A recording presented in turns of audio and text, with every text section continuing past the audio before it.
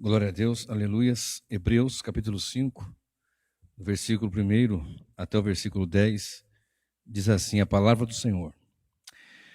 Porque todo sumo sacerdote, tomado dentre os homens, é constituído a favor dos homens nas coisas concernentes a Deus, para que ofereça dons e sacrifício pelos pecados, e possa compadecer-se eternamente dos ignorantes e errados, pois também ele está rodeado de fraquezas. E por esta causa deve ele, tanto pelo povo como também por si mesmo, fazer oferta pelos pecados. E ninguém toma para si esta honra, senão o que é chamado por Deus como Arão. Assim também Cristo não se glorificou a si mesmo, mas para se fazer sumo sacerdote, mas aquele que lhe disse, tu és o meu filho, hoje te gerei. Como também diz no outro lugar, tu és sacerdote eternamente, segundo a ordem de Melquisedeque, o qual, nos dias da sua carne, oferecendo com grande clamor e lágrimas, orações e súplicas ao que o podia livrar da morte, foi ouvido quanto ao que temia. Ainda que era filho, aprendeu a obediência por aquilo que padeceu, e sendo ele consumado, veio a ser a causa de eterna redenção, ou eterna salvação, para todos os que lhe obedecem, chamado por Deus sumo sacerdote, segundo a ordem de Melquisedeque. Amém. Queridos irmãos, nós podíamos falar nesses 10 versículos muitas coisas, podíamos falar assuntos variados, sobre a honra de ser chamado, no versículo 4, sobre a dificuldade dos sacerdotes, sumos sacerdotes terrenos, na linhagem de Arão, dos levitas, e uma série de outras coisas. Mas o que eu quero nessa noite falar, ele está fixado no versículo 9, que diz, e sendo ele quem? Cristo, e sendo ele consumado, veio a ser a causa da eterna salvação para todos os que lhe obedecem, chamado por Deus sumo sacerdote, segundo a ordem de Melquisedeque. Mais um outro assunto, que seria a ordem de Melquisedeque, falar sobre Melquisedeque, aquele personagem que Abraão entregou os dízimos, enfim. Mas o que eu quero falar nessa noite é um título de uma mensagem que tem como título uma pergunta. E a pergunta é esta: uma vez salvo, salvo para sempre? Uma vez salvo, salvo para sempre? Esta é a pergunta. Bom, eu já quero começar com um grande, extenso e sublime sim. Uma vez salvo, salvo para sempre. Se nós olharmos para o livro de João, no capítulo 1, no versículo 11 e o versículo 12, está escrito: veio para o que era seu, mas os seus não o receberam. Mas a todos quantos o recebeu, deu-lhes o poder de serem feitos filhos de Deus, os quais não nasceram da carne, nem do sangue, nem do homem, mas de Deus, da vontade do Senhor. Ou seja, a partir da vontade de Deus, surgem os filhos, aqueles que vão estar em Cristo, e alguém que é filho não tem como tirar essa filiação. Alguém que é filho não tem como deixar de ser filho. Ele pode ser que alguma pessoa seja muita coisa, ex-patrão, ex-empregado, ex-marido, ex-sócio, mas ex-filho não tem condições. Essa situação não há como.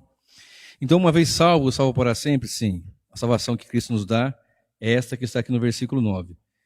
E sendo ele consumado, veio a ser a causa da eterna salvação para todos os que lhe obedecem. Aqui parece que tem uma condicional, obedecer, né? Parece que é uma obra, então quer dizer que obedeço para ser salvo. Não, você só obedece porque é salvo. Só obedece porque é eleito, e vou chegar nisso já já.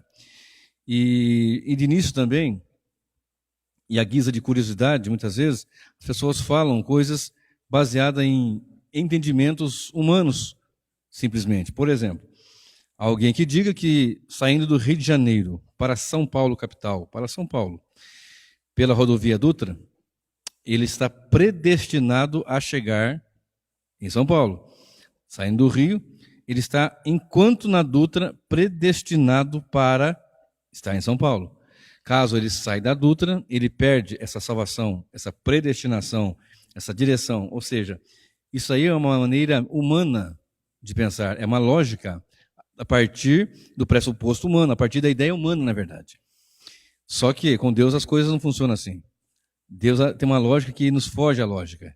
Deus tem uma forma de trabalhar que nós não compreendemos, tanto que ele nos ensina lá em Isaías, que assim como os céus são mais elevados que a terra, assim são os pensamentos e os caminhos do Senhor Deus mais elevados do que os nossos. Então, isso de uma rodovia, numa rodovia, por exemplo, a Via Dutra, do Rio para São Paulo, enquanto está nela, você é predestinado para chegar em São Paulo, saindo da rodovia, você perde essa predestinação, isso é uma lógica humana. Só que, com Deus, a lógica seria assim, usando o mesmo texto, ou o mesmo exemplo da rodovia,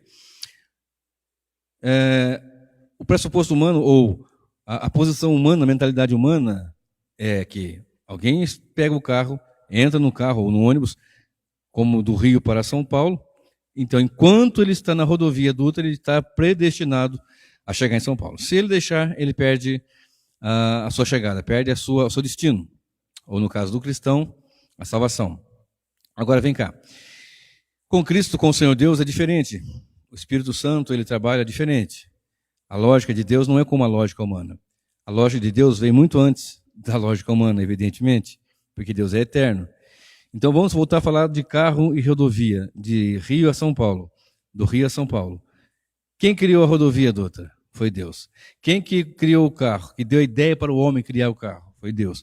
Quem que deu a vida para o homem? Foi Deus. Portanto, se alguém está num carro, na rodovia, foi Deus que o colocou ali. Essa é a lógica de Deus, é diferente da lógica humana. A lógica humana, eu pego o carro, eu compro o carro, eu vou lá, entro e sigo ali ou não. Agora, na salvação é diferente. Deus constrói a rodovia, Deus constrói o carro, Deus constrói o ser humano, Deus faz todas as coisas, coloca ele ali e diz o dia que ele vai entrar e o dia que ele vai chegar lá. E pronto, com Deus as coisas são assim. Então nós temos que apresentar algumas perguntas, né, já que a minha mensagem tem um título, esse estudo, né, tem um título de uma pergunta, né, uma vez salvo, salvo para sempre. Eu estou afirmando que sim, então nós temos que saber por quê, como, de que forma. Então, primeiramente, estou dizendo que a salvação é eterna. Estou dizendo que nós temos um sumo sacerdote que intercede por nós. Aliás, eu ouvi alguma coisa há poucos dias que eu achei muito interessante, que os evangelhos falam do que Jesus fez. As demais epístolas falam de Cristo, as doutrinas, os profetas também, a lei, tudo aponta a Cristo. Mas Hebreus, ele mostra o que Cristo está fazendo no momento, atualmente fazendo, né? O trabalho sacerdotal, muito interessante isso. Então, como que ele salvou? Eu poderia falar aqui muitas coisas de como ele salvou. Podia citar aqui uma centena de coisas, e ainda seria pouco. Mas ele salvou, e eu quero apresentar aqui rapidamente o que nós chamamos na teologia reformada, da ordem da salvação, ou Ordo Salutis, bem simples. Vou só citar aqui, bem simples. Como Deus salvou? Ele amou eternamente, é um amor eterno. Ele amou na eternidade. Ele predestinou, ele elegeu, segundo a sua vontade. Ele promoveu um chamado eficaz. Ele estabeleceu e promoveu também a regeneração, porque o homem está morto em ofensa e pecado. Com isso, ele concede ao pecador a conversão, né, arrependimento e fé, tudo concedido pelo Senhor.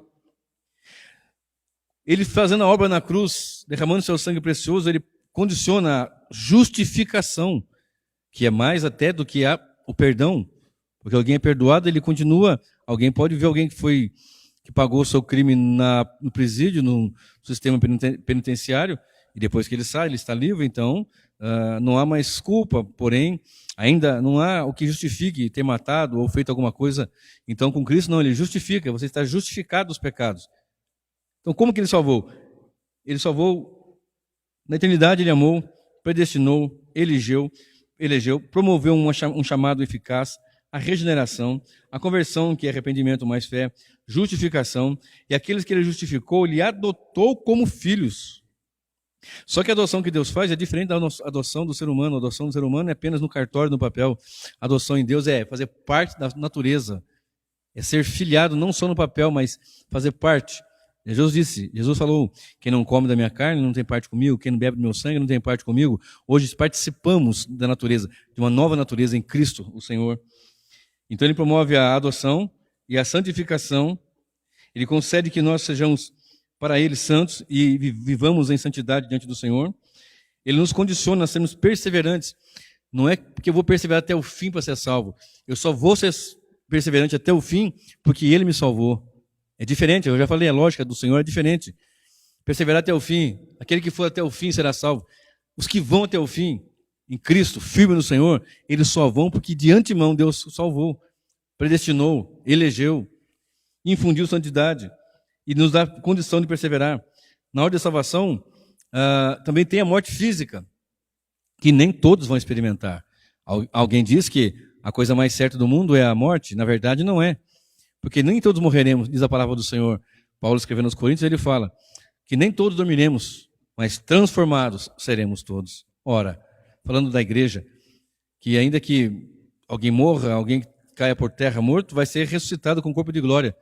Mas mesmo assim, quando Cristo vier, nem todos os que estão vivos não precisam morrer, vão ser transladados, ou transformados e transladados, vão ser transformados no corpo de glória, subir ao encontro do Senhor. E nós temos aí então a glorificação, que é justamente isso. Quando Cristo vem, no último dia, quando a trombeta soar, ele virá buscar o seu povo e os seus, o seu povo, não os seus são judeus, mas o seu povo eleito, será transformado num corpo de glória. Então, a resposta que nós temos, uma vez salvo para sempre, aí vem uma outra segunda pergunta. Como Deus salvou?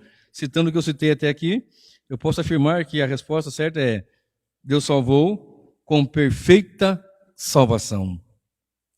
Salvação que não precisa de nenhuma muleta, de nenhum apoio, de nenhum subsídio. Não precisa de que o homem faça alguma coisa, porque o homem morto não pode fazer nada. Esse sentimento que muitos têm ainda hoje é que eles podem fazer algo, mas não podem. Nós já falamos em outras citações que o homem caiu em pecado, Adão, e por conta disso o pecado de Adão foi imputado na humanidade. Romanos 5, verso 12, por um homem entrou o pecado no mundo. Um homem pecou, morreu em pecado, e por causa desse homem que é Adão, o pecado passou a todos os homens, e todos morreram, e todos pecaram.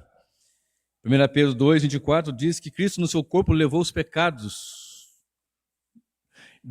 Na verdade, nós temos que entender pela ótica bíblica centrada, morreu e levou os pecados dos eleitos.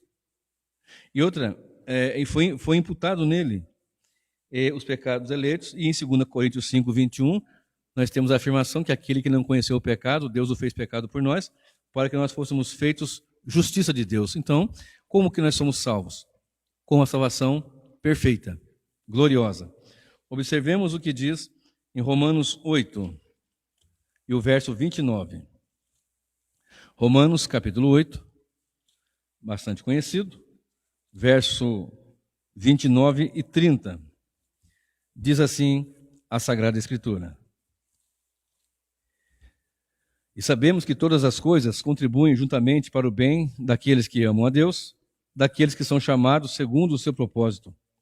Porque os que dantes conheceu também os predestinou para serem conforme a imagem de seu Filho, a fim de que ele seja o primogênito entre muitos irmãos. E ao que predestinou, a esse também chamou. E aos que chamou, a esse também justificou. E aos que justificou, a esse também glorificou.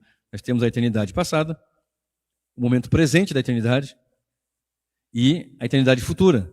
Ou seja, porque o que dantes, eternidade passada, o que dantes ele predestinou para serem conforme a imagem do seu Filho, e aos que predestinou ele chamou. E aos que chamou ele também justificou na obra de Cristo na cruz, e aos que justificou também glorificou, tudo no verbo passado, só que glorificação não aconteceu ainda. Porque Cristo não voltou, e ainda quando ele voltar, que nossos corpos vão ser transformados em corpo de glória, vamos estar transformados para o Senhor. Mas isso na mente de Deus, nos decretos do Senhor, já é. É o que nós chamamos na teologia reformada de já, mas não ainda. Já estamos na mente de Deus glorificado, mas não ainda fisicamente de fato para nós. Mas isso é certeza de acontecer. Não é que pode ser que aconteça, vai acontecer. Romanos 8, 31. Diz assim a palavra do Senhor: Que diremos, pois, a estas coisas? Se Deus é por nós, quem será contra nós? Essas coisas todas que estão escritas aqui nesse versículo que eu li e os demais anteriores também.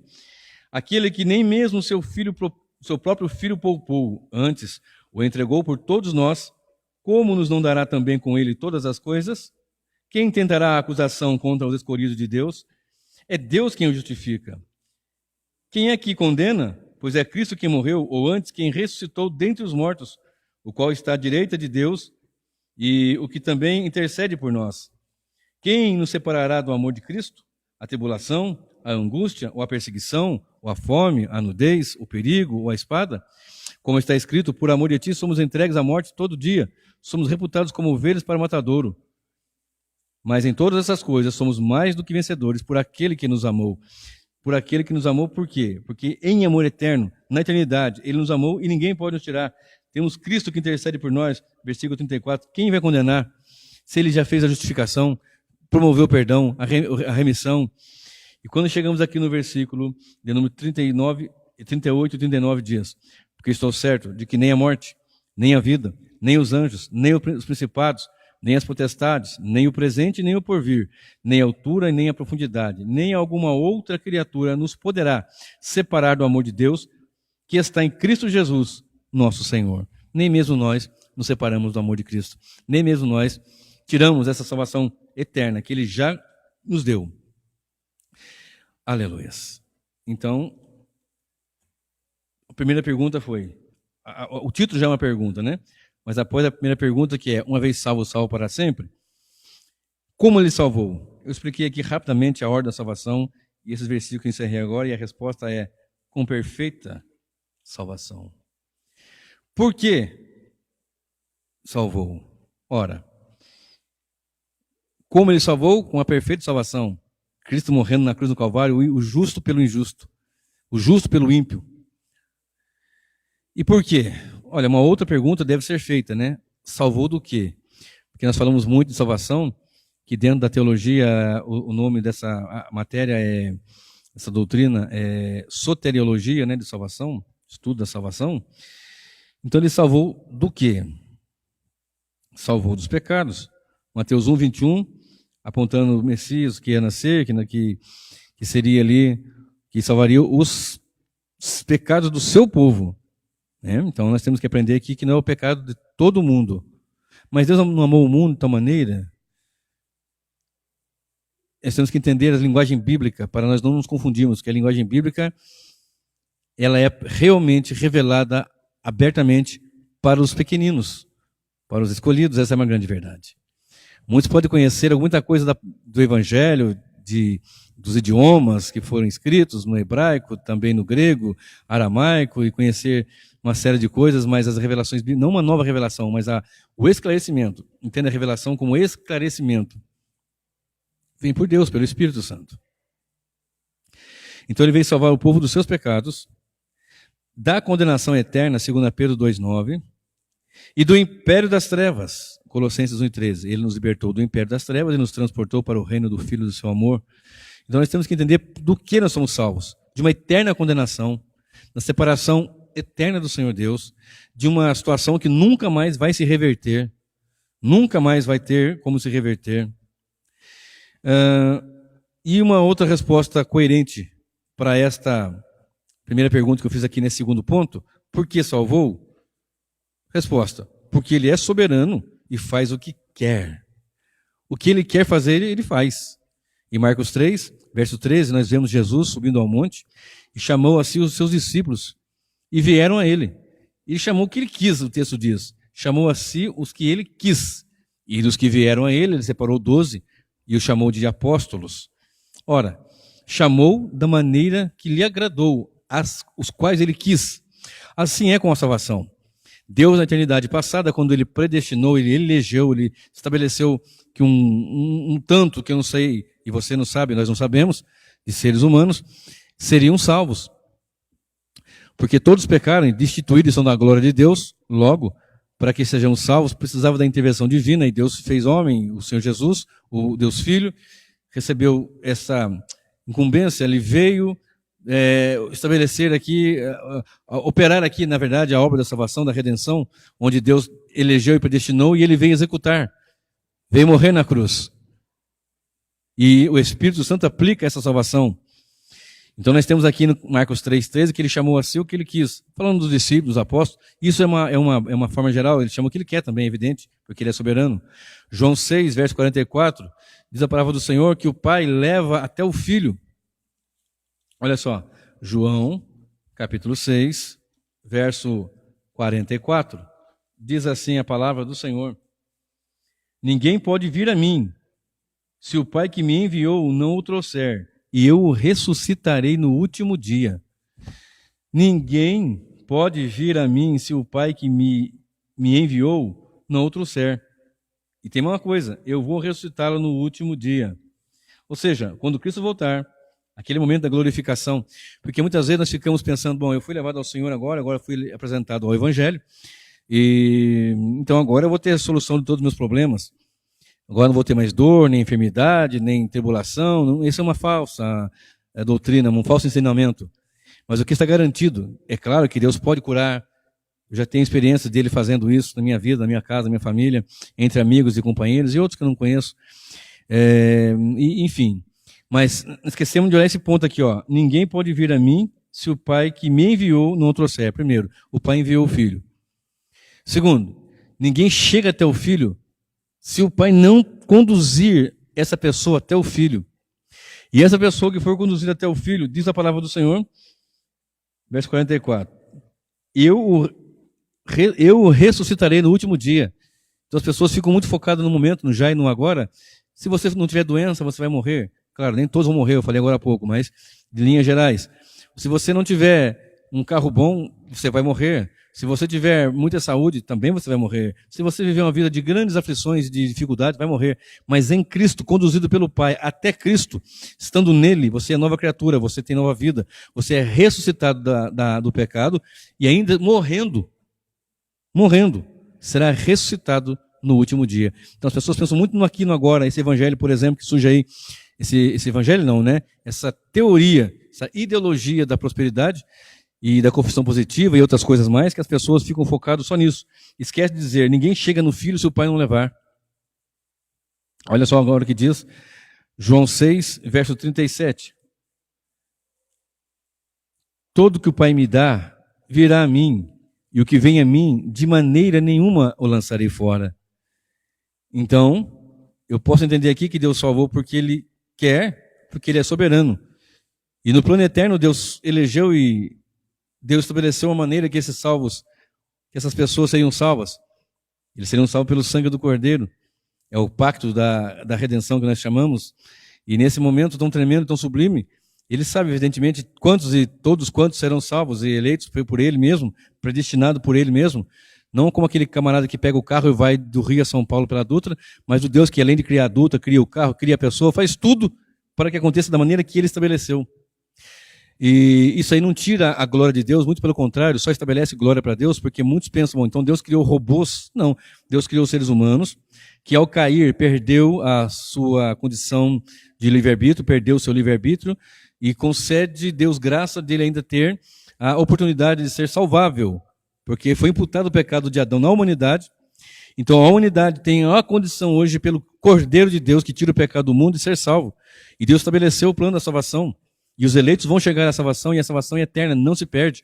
Olha só o que diz: todo aquele que o Pai me der virá a mim, e o que vier a mim, de maneira alguma o lançarei fora. Verso 38, 39 e 40. Porque eu desci do céu, não para fazer a minha vontade, mas a vontade daquele que me enviou. E a vontade do Pai que me enviou é esta: que nenhum de todos aqueles que me deu eu perca, mas que eu ressuscite no último dia. Porquanto a vontade daquele que me enviou é esta: que todo aquele que vê o Filho e crê nele tenha vida eterna, e eu o ressuscitarei no último dia. Logo, todo aquele que vê, Cristo vai ressuscitar no último dia, novamente confirmando a ressurreição no último dia.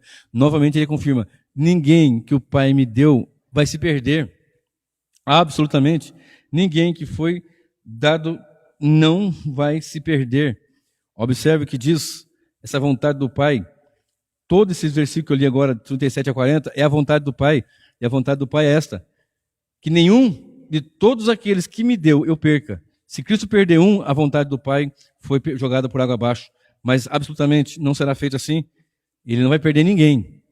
Nenhum. E vai ressuscitar no último dia os que porventura tiverem morrido, e os que estiverem vivos serão transformados em corpo de glória. Observe o que diz 13:48, porque olha só o versículo 40. Porque a vontade daquele que me enviou é esta, que todo aquele que vê o Filho e crê nele tenha vida eterna. Então há uma condição aqui, crer.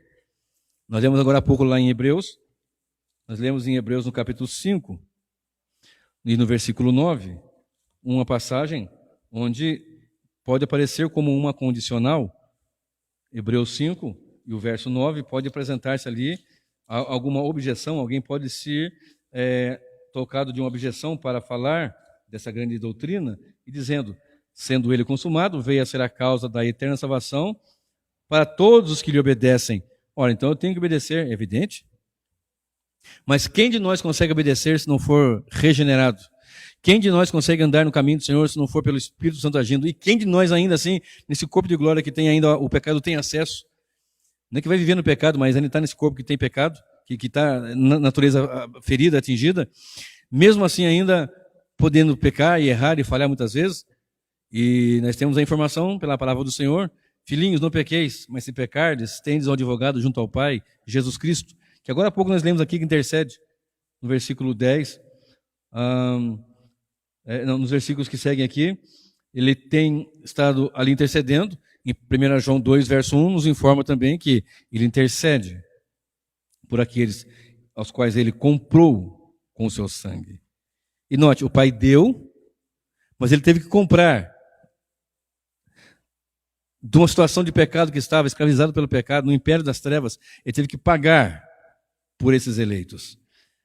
E esses não vão se perder de forma alguma, porque não foi preço de animal, de bezerro, não, nem de ouro, nem de prata, foi o precioso sangue de Jesus. Observe, Atos 13, verso 48. Nós lemos agora aqui, aquele que obedecer, ele não vai, aquele que crer e aquele que obedecer. E eu estou dizendo e afirmando que só vai acreditar e só vai obedecer aquele que o Pai conceder isto. Observe, Atos 13, verso de número 48, diz assim a palavra do Senhor: e os gentios, ouvindo isto, alegraram-se e glorificavam a palavra do Senhor, e creram todos quantos estavam ordenados para a vida eterna. Só acreditou no Evangelho. Não acreditar de, eu concordo que o Evangelho, a palavra de Deus é boa mesmo. Não é esse acreditar superficial. É um acreditar ao ponto de se quebrantar, se arrepender dos pecados, de confessar e de andar após o Senhor. É um acreditar que Ele concede. Olha só Romanos 9, verso 16. Vamos lá. Romanos, capítulo 9, e o verso de número 16, diz assim as Escrituras Sagradas. Eu vou ler o 15, 16. Pois, diz a Moisés, compadecer-me-ei de quem me compadecer, e terei misericórdia de quem eu tiver misericórdia. Assim, pois, não depende do que quer, nem do que corre, mas de Deus que se compadece. Então, quem age na salvação é Deus. Salvação monergística, monergismo, Deus agindo no socorro do pecador. Deus agindo porque o pecador está morto em ofensa e pecado, não há condições, não há possibilidade. Então eu vou ver, eu vou crer, tudo isso a partir da ação de Deus. Primordialmente a ação de Deus na minha vida. É Deus que faz com que aqueles que vão acreditar, vão se alegrar, como nós lemos agora há pouco, de modo que se alegraram todos quando estavam ordenados para a salvação, para a vida. Porque é Deus que promove, não depende de quem quer, nem do que corre, mas de Deus que se compadece. Observe o livro de Efésios 1:4. Efésios, capítulo 1, verso 4, diz assim a Escritura: como também nos elegeu nele antes da fundação do mundo, para que fôssemos santos e irrepreensíveis diante dele em amor. Verso 5. E nos predestinou para filhos de adoção por Jesus Cristo, para si mesmo, segundo o beneplácito da sua vontade. Por que Deus salvou? Para a sua vontade, para satisfazer a sua vontade. Salvou para a satisfação da sua vontade, do seu bel prazer, do seu querer. Ele é soberano. E não depende de quem corre nem de quem quer, mas de Deus que se compadece. 1 Pedro, capítulo 1, verso 1 e 2.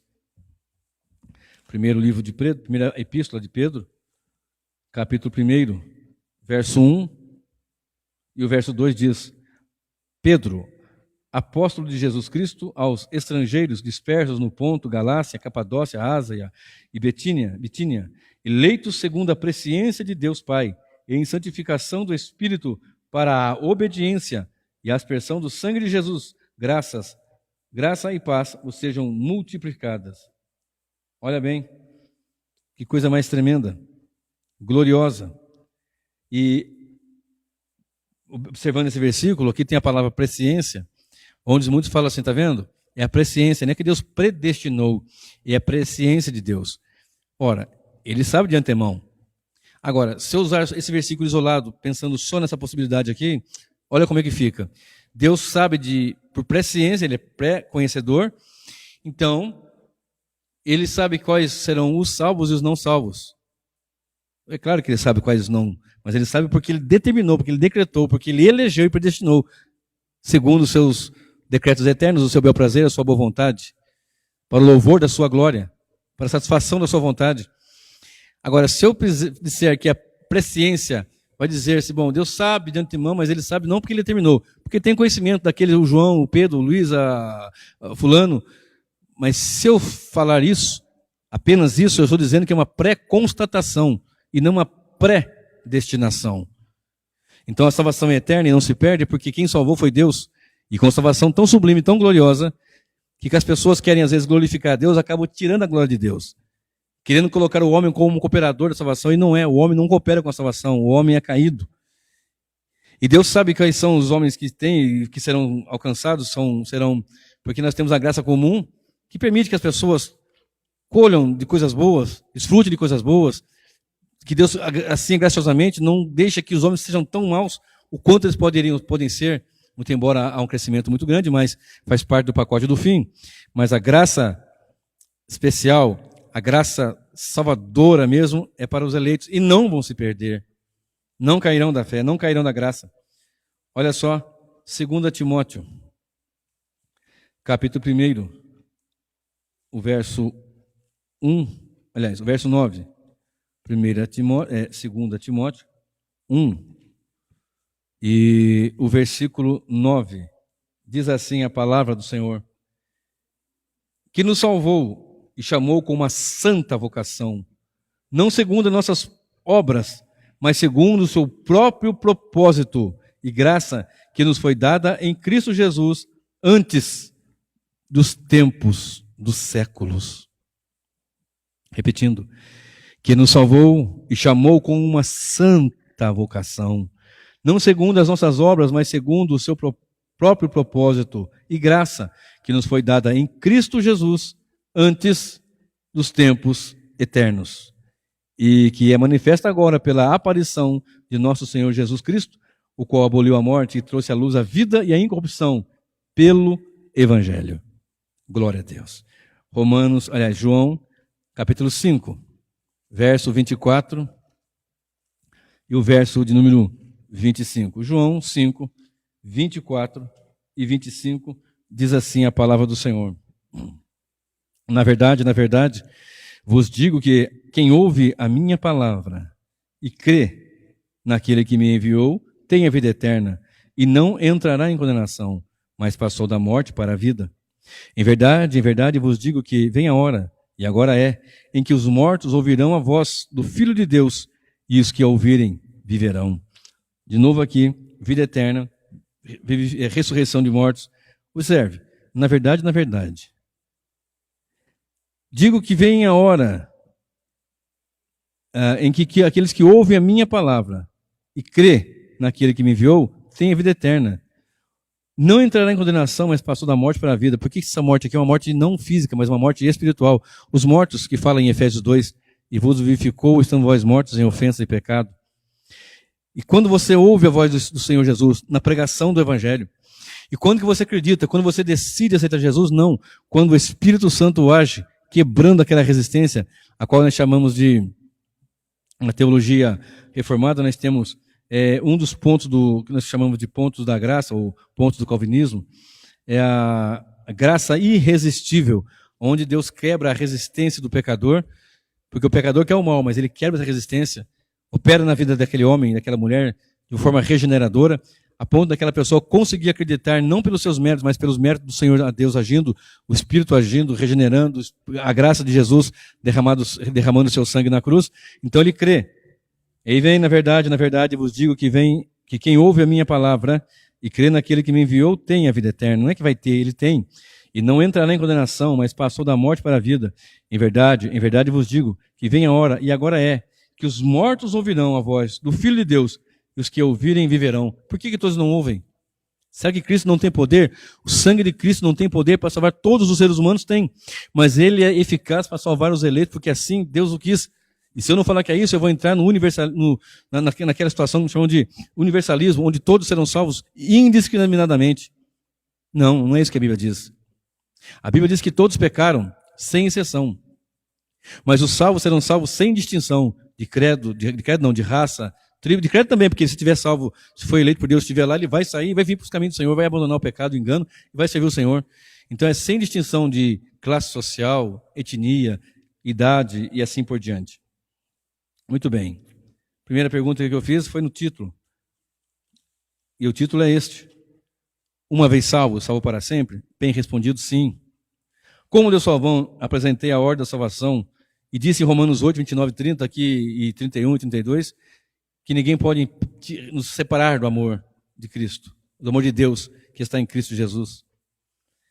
Perguntei também no segundo ponto, por que salvou? Porque ele quis, é soberano, para a sua glória, para o seu louvor, para a sua satisfação. Para que Deus salvou? Olha só Efésios 1 e o verso 4. Para quê? Eu tenho como, por quê e para quê. Para que Deus nos salvou? Claro que são respostas curtas. Poderíamos falar de cada ponto desse muito tempo. Verso 4. Como também nos elegeu nele antes da fundação do mundo, para que fôssemos santos e irrepreensíveis diante dele em amor.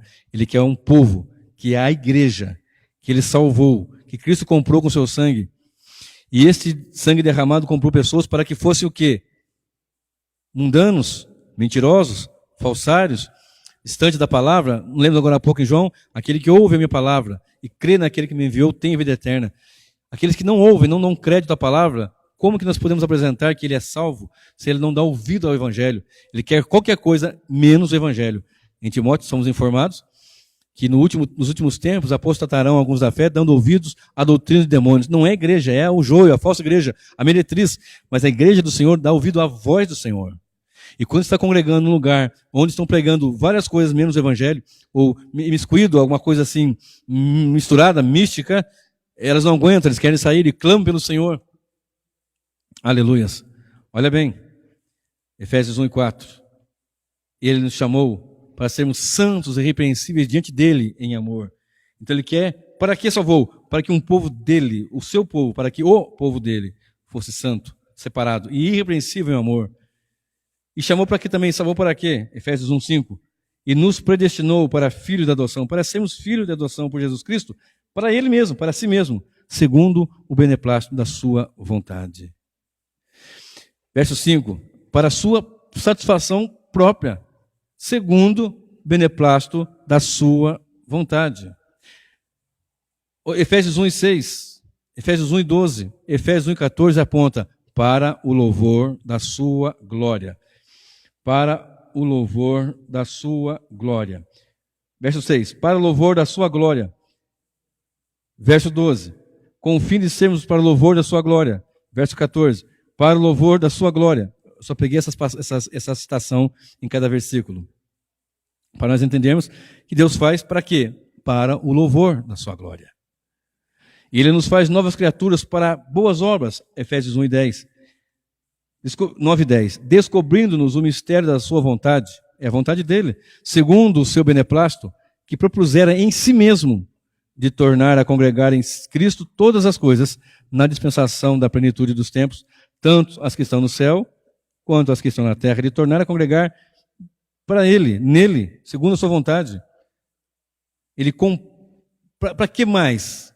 Para que mais ele salvou? Primeiro, para sermos santos e repreensíveis, para Ele, para a adoção de filhos, santificação, segundo o beneplácito da sua vontade, para o louvor da sua glória, para sermos novas criaturas diante dEle em obras de vidas de pessoas que são transformadas. Ele salvou para que essas pessoas compusessem, fossem membros da igreja, cuja cabeça é Cristo. E a igreja é o corpo. Olha só o que diz em Efésios 2 e 11. Efésios 2, 11. Portanto, lembrai-vos de que vós, no outro tempo, éreis gentios na carne, e chamados em circuncisão, pelos que na carne se chamam circuncisão, feita pela mão de homens, que naquele tempo estáveis sem Cristo, olha bem, separados da comunidade de Israel, e estranhos às alianças da promessa, não tendo esperança e sem Deus no mundo. Mas agora, em Cristo Jesus, vós, que antes estáveis longe, já pelo sangue de Cristo, chegaste perto. Porque Ele é a nossa paz, o qual de ambos os povos fez um, derrubando a parede de separação que estava no meio. Na sua carne desfez a inimizade, isto é, a lei dos mandamentos que consistia em ordenanças, para criar em si mesmo dos dois um novo homem, fazendo a paz, e pela cruz reconciliar ambos com Deus em um corpo, matando com ela as inimizades. E vindo ele evangelizou a paz a vós que estavais perto e aos que estavam longe e aos que estavam perto, porque por ele ambos temos acesso ao Pai em um mesmo Espírito. Assim, que não sois estrangeiros nem forasteiros, mas concidadãos dos santos e da família de Deus, edificados sob o fundamento dos apóstolos e dos profetas de Jesus Cristo, que é a principal pedra de esquina, no qual todo edifício bem ajustado cresce para templo santo do Senhor, no qual também vós juntamente sois edificados para a morada de Deus no Espírito. A sua igreja, para a morada de Deus no Espírito. Quem não era antes em Cristo, estava longe, separado das alianças, da comunidade, de todas as coisas que nós lemos aqui, agora ele faz pelo sangue de Cristo na cruz do Calvário, que esses chegam ao Senhor e sejam morada de Deus no Espírito. Atos 20, verso 28 diz, Paulo diz assim, para aqueles que estavam lhe ouvindo, olhai por vós e por todo o rebanho, sobre que o Espírito Santo vos constituiu bispos, para apacentardes a igreja de Deus, que ele resgatou com seu próprio sangue. Ele salvou para quê? Para que esse povo fosse a sua igreja, morada de Deus no Espírito, que Deus Filho, resgatou com seu próprio sangue. O que eu posso falar mais disso? Muitas coisas poderia citar, muitas citações poderia fazer, mas ficarei com mais 2 versículos. Hebreus 4, verso de número 16. Hebreus 4, 16, diz assim a palavra do Senhor. Nossa leitura primeira foi do capítulo 5, no capítulo 5, do versículo 1 a 10. E agora, para nós encerrarmos, vamos pegar Hebreus 4, verso 16, que diz. Vamos ler o 15 e 16. Aliás, 14, 15 e 16. Visto que temos um grande sumo sacerdote, Jesus, Filho de Deus, que penetrou nos céus, retenhamos firmemente a nossa confissão, porque não temos um sumo sacerdote que não possa compadecer-se das nossas fraquezas, porém um que, como nós, em tudo foi tentado, mas sem pecado. Cheguemos, pois, com confiança ao trono da graça, para que possamos alcançar misericórdia e achar graça, a fim de sermos ajudados em tempo oportuno. Aí nós lemos aqui no capítulo 1, do versículo 1 do capítulo 5. E eu quero apresentar esse pequeno sermão, esse pequeno estudo de um Deus que faz o que nós vamos ler agora de novo aqui, ó. Ainda que era filho, aprendeu a obediência por aquilo que padeceu. O versículo anterior fala que ele com lágrimas, orações, súplicas, ele orou aquele que podia livrar da morte. Foi ouvido quanto ao que temia. Ele foi ouvido, ou seja, ele ressuscitou.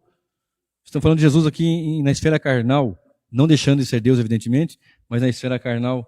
Ainda que era filho, aprendeu a obediência por aquilo que padeceu. E sendo ele consumado, veio a ser a causa da eterna salvação para todos os que lhe obedecem. E só vão obedecê-lo, de fato e de verdade, aqueles que são salvos, eleitos, predestinados, chamados para tão grande obra.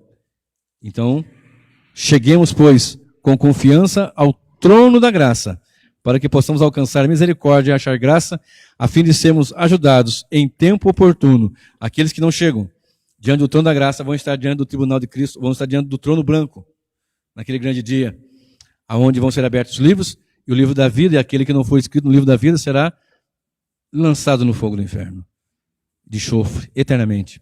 O que é a segunda morte? Então vou ser arrogante e vou ser exaltado porque sou eleito? Absolutamente. Então, uma vez salvo, salvo para sempre? Sim. Então quer dizer que o salvo pode fazer o que quiser? Não. Porque ele foi chamado para ser santo e irrepreensível diante de Deus em amor. Então não quer dizer que eu posso viver uma vida despojada de tudo e levando ao pecado. Se você pensa assim, não há salvação, não há misericórdia, porque aquele que tem essa convicção pelo Espírito, ele tem desejo de Deus, ele não quer apenas deixar do mal, ele quer estar com Deus. Às vezes as pessoas não querem congregar, não querem estar servindo a Deus, mas elas afirmam o seguinte: olha, eu estou bem, eu não estou fazendo nada de errado, estou fazendo tudo certo. Não estou bebendo, nem fumando, nem adulterando, nem prostituindo, mas elas deixam de fazer o errado, em certo aspecto, mas não querem fazer o certo, que é estar com Deus. Então é afastar do pecado e aproximar-se de Deus. Então cheguemos com confiança ao trono da graça, porque está escrito em Efésios 2, verso 8, sobre essa salvação, isso não vem de vós, é dom de Deus.